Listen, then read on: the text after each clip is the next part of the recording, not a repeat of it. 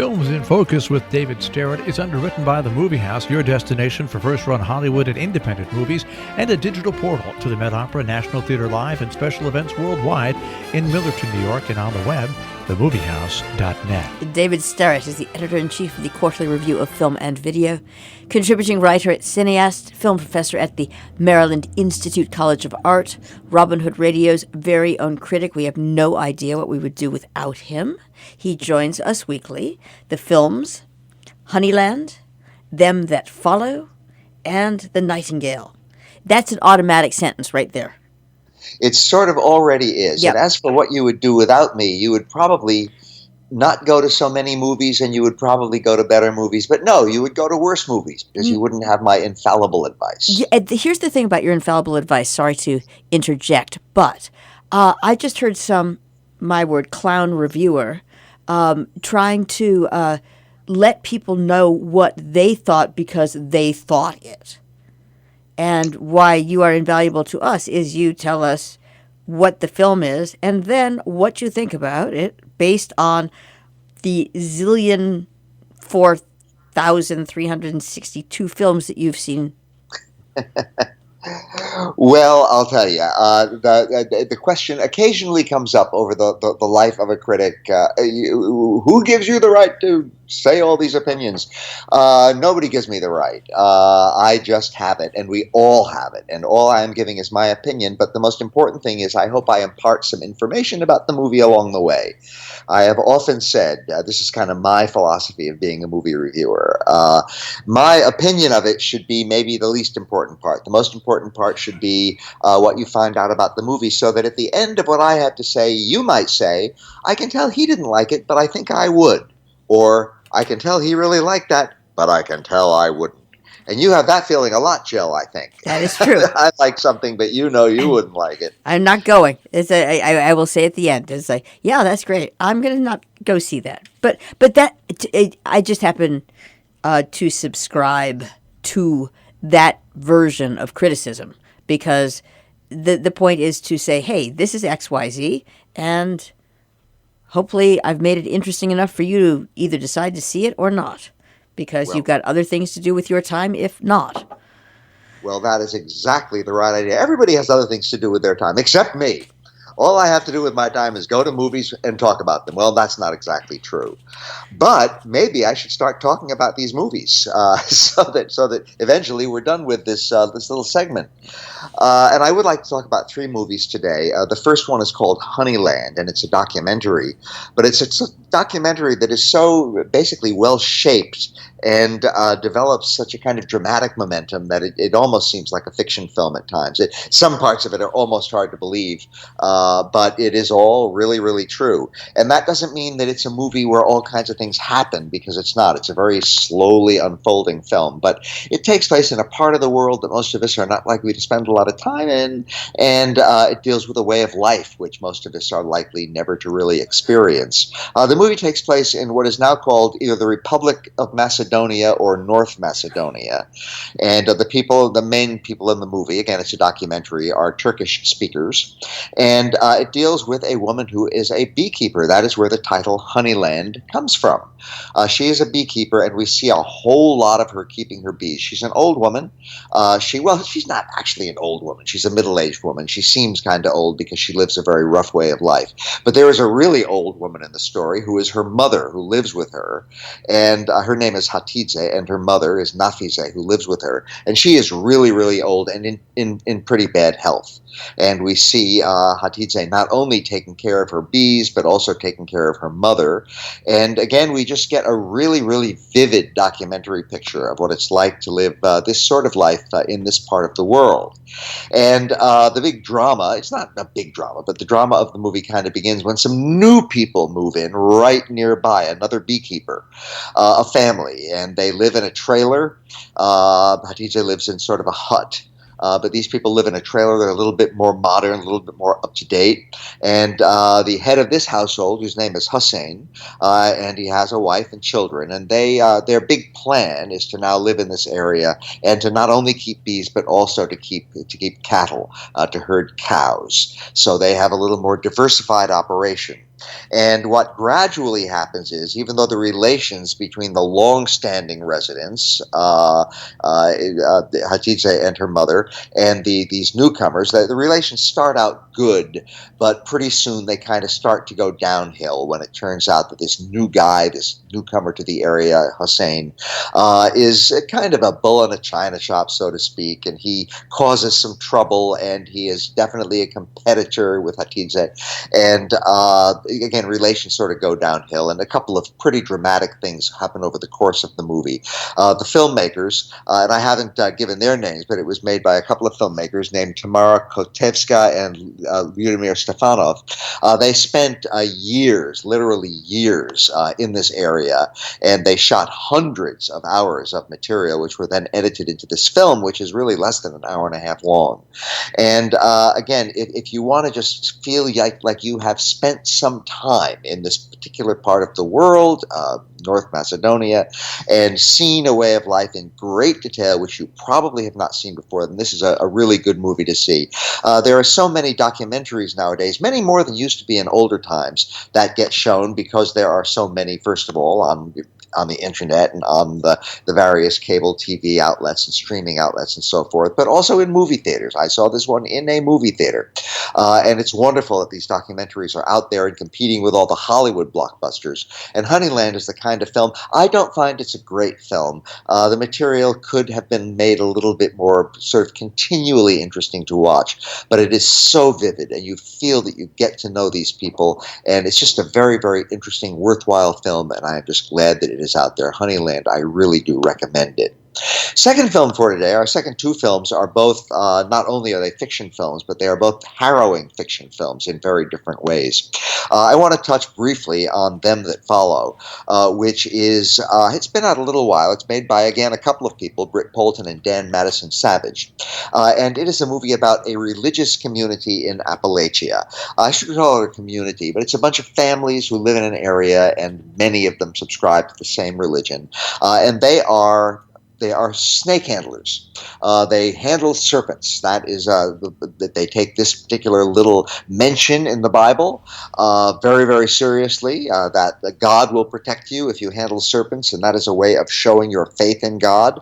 So these people who are Pentecostalists, that's what they do. It is a highlight of their religious practice, handling these venomous snakes to show their faith in God and to demonstrate to themselves that they are protected by God. Now, this, of course, is just sort of background material, although it's a very important aspect of the movie. The movie kind of tells a sort of a love story, or even a couple of love stories, and not particularly smooth running love stories. The main character of the movie is a young woman, and everybody is waiting for the moment when she will accept the marriage proposal of a young man in the community, and then they will grow up, it is fully expected, and live exactly the kind of life that everybody else leads. They will be basically rural people and do some farming and do some this and do some that, and they will stay in the church, and they will be snake handlers, and they will do all the other things that everybody else in the area does. However, our young man, whose name is Mara, she is already in love with another young man who is a little bit of a rascal, and in fact it turns out that she is pregnant by him. And this is a secret. She is pregnant by one man, and not only is she expected to marry this other young man, but everybody is sort of champing at the bit. Come on, let's do this. Say yes to him. He really wants to marry you. He really wants to enter with you into this kind of life that everybody else around here leads. Please do it. But the young woman, Mara, is reluctant for understandable reasons. First of all, she does not really love this young man whom she is expected to marry. And secondly, she is, as I mentioned, pregnant by somebody else. Now, I wish that the movie got a little bit more deeply into the religious aspects of its own story. That is very, very important to the movie. Everybody is involved in this, and of course, as you might expect, and this is not really a spoiler, yeah, there are times when people will get bitten by these snakes. One person gets bitten by the snake, and nobody wants to bring him off to a hospital, because that would be showing they didn't have full faith in God. So the big question is this young man who is suffering horribly in this bed upstairs going to survive or not? So things like that do happen along the way, and I wish the movie got more deeply into that helped to probe the psychology of that a bit more, and probe probe the sociology of it a bit more. In fact, the movie focuses more on this kind of love triangle with this young woman who is expected to marry one young man, and she's not completely averse to that, but who is already pregnant by another, and what's going to happen there. That's really what interests the movie, and the movie is more conventional because of that. Its very unconventional aspect is it's dealing with this aspect of a particular kind of Appalachian religion. The more conventional aspect is the love triangle business. And again, I wish that Them That Follow dealt more with what really make it unusual among the crop of movies that have come out in recent years. That said, Them That Follow is a very well-directed movie. It's a very, very well-acted movie, and it does deal with an interesting subject, even if it doesn't follow through on the implications of that interestingness in quite as much depth as I would have hoped. Finally, The Nightingale. This is the movie for this week that has really getting the most attention. It was directed by Jennifer Kent, written and directed by Jennifer Kent. And she came out 2 or 3 years ago with a horror movie with a terrific title, The Babadook. And it was a real horror movie, and it had to do with a children's book, among other things. And it's a very, very well made, kind of low budget indie style horror picture. Very, very well done, and it certainly got Jennifer Kent a great deal of attention as an emerging filmmaker with a lot of talent. So now she has followed up on that with this movie called The Nightingale, and it seems that critics are generally regarding this as even better than The Babadook. I disagree. I don't think that it is better than The Babadook. I don't think it's really quite as interesting, but it's a very, very harrowing movie. And in fact, when I went to a theater to see it just the other day, what did I find posted in the lobby? And I've never seen this before at this theater, which is an independent movie theater near where I live. But a warning, look out, this movie contains very graphic descriptions of sexual violence, and that is the truth. Very near the beginning of the movie, there is more than one really brutal rape. So look out for that. There's your warning, everybody, your content advisory. If you don't want to see a really brutal rape, then don't go to see The Nightingale. That gentle title sort of slightly disguises a movie that can be very violent in its content. However, once those horrible rapes take place, the victim, who is a young woman named Claire, goes out to seek revenge, and that is what The Nightingale is. It is a straight-out, pretty darn intense revenge movie. Now, the whole thing takes place in the early 19th century in Tasmania. Jennifer Kent comes from down under, and this movie takes place there. It takes place in Tasmania. And the person who raped her was a British officer who has been keeping her in captivity. She has been one of these young convicts who was transported off to Australia, Tasmania, along with her husband. Her sentence has been up for some time now, but she has still been kept prisoner, basically, because she has no way of escaping. The authorities have all the power in the area.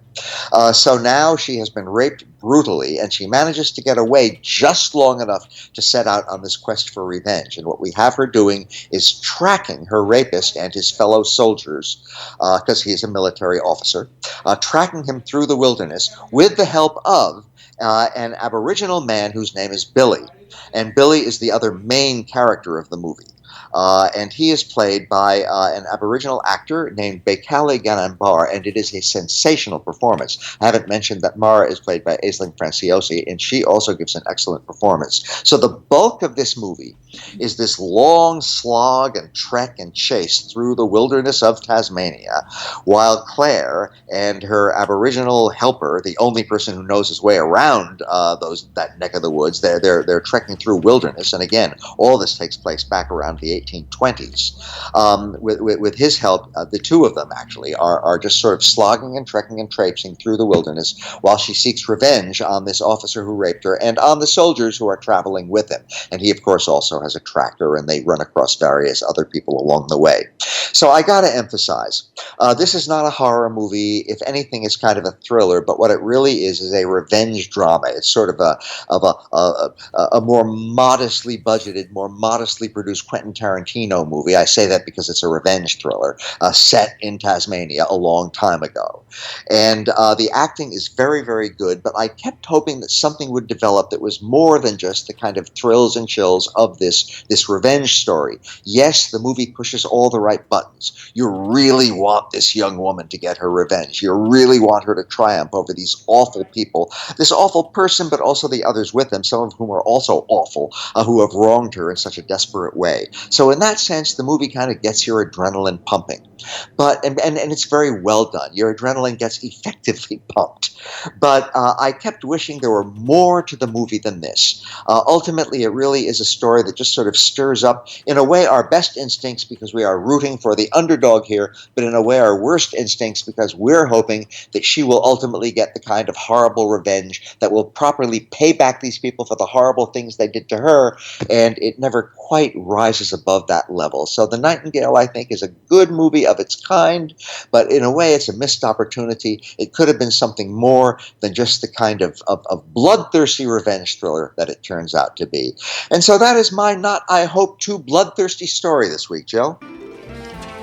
Can't answer that because I haven't seen the films. Thank you very much, David Sterritt. Films in Focus, the films Honeyland, Them That Follow, and The Nightingale.